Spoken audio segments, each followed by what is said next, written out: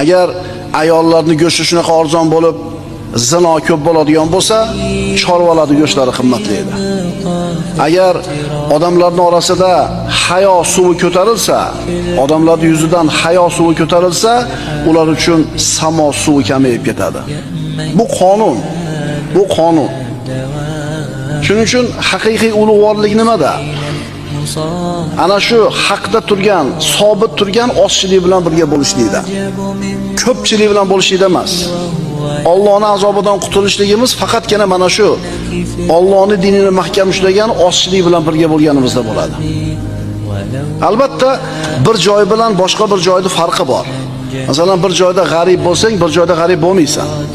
Masalan, biz yurtlarimizda alhamdulillah masjidlar serob, namozxonlar ko'p, solih insonlar ham shunday ziyoda, dinini ushlagan odamlar bor.